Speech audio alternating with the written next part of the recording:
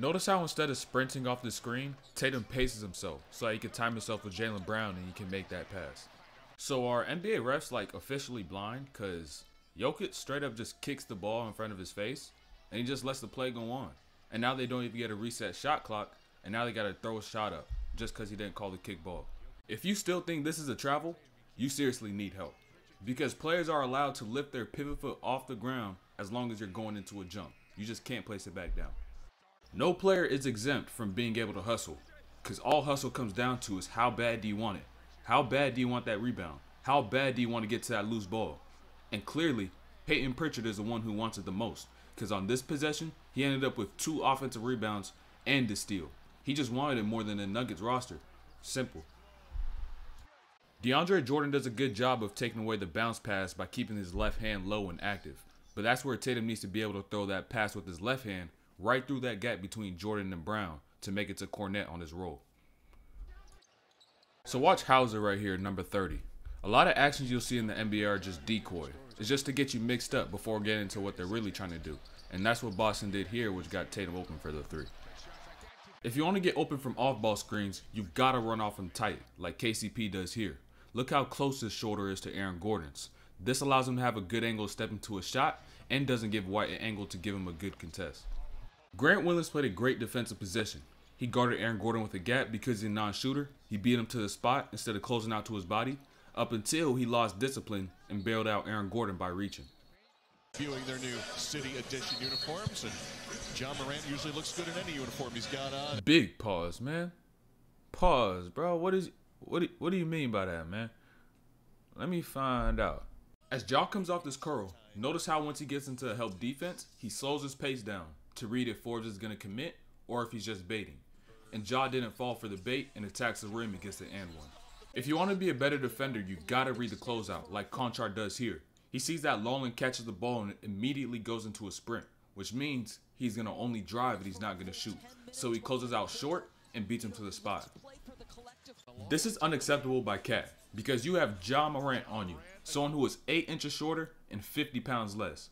But instead of trying to get in the paint and put some pressure on the defense, whether you're scoring or making a play from the paint, you pick the ball up from the 3-point line and pass it to Kyle Anderson. Anytime you get a screen off the ball, don't stop your curl at the 3-point line. Keep going to the rim because you may have a chance to get an easy layup. Cat needs to read this play, not run it, because if he looks, the paint is wide open. The nearest help defender, who is Conchar on this weak side, is probably about 6 steps away. His defender's in a trail position, and Brooks is even making the tag. So if he goes straight to the rim, McLaughlin can throw it to the left side of the rim and he can have it easy too. But he ends up going to the ISO and making the game harder than it has to be. What Anthony has to do before trying to circle around Kleber and get in front is to release his weight backwards. It's almost like pulling a chair because Kleber's going to continue to drive his weight back, and then as you step to the side, that's going to give you the angle to get in front and stop that pass from getting in. If your defender is hand checking you while you're in the triple threat, you can just hit it off with your elbow like Wood does here with this jab, because it's not an offensive foul. If you're going to set a screen and you do this, this is not a screen. It'll probably get you an offensive foul. Instead, slow down, have some pace, and find the defender's body. Little does a good job of fighting over this first screen on Tim Hardaway Jr., but there's a second screen coming, and Little fell asleep. And when you're guarding shooters, you can't afford to fall asleep, or else you'll get burned.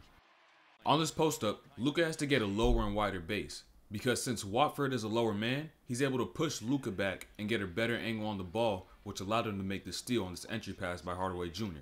Whereas if Luka was able to have a lower base, he would prevent Watford from being able to close up that space and actually be able to make that catch. On this drive by Hardaway Jr., I want you to notice how he puts his shoulder into Watford instead of just trying to get through the gap, which makes the gap even bigger and gives him an open lane to the rim.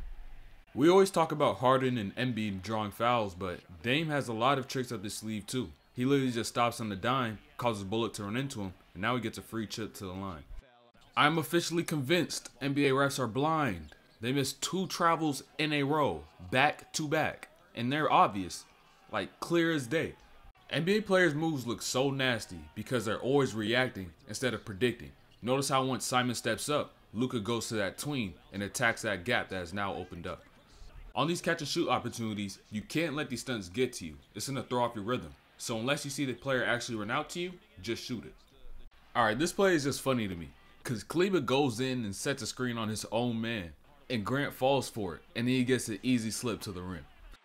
This fake post-up spin that Luka does is so nasty, and the read that he makes every time he makes a move is that as he spins, he's going to look over his shoulder and see if there's anybody in the paint playing help defense, and if there isn't, he's going to attack the rim. On this ball screen, Simons can't hit Eubanks on his roll because he gets double teamed, but what he should do is hit Hart in the corner, who could then hit Eubanks on his roll. And then once Dinwiddie decides to commit, he could hit Grant in the corner, and then if Bullock rotates, then he could hit Dame, who would be open.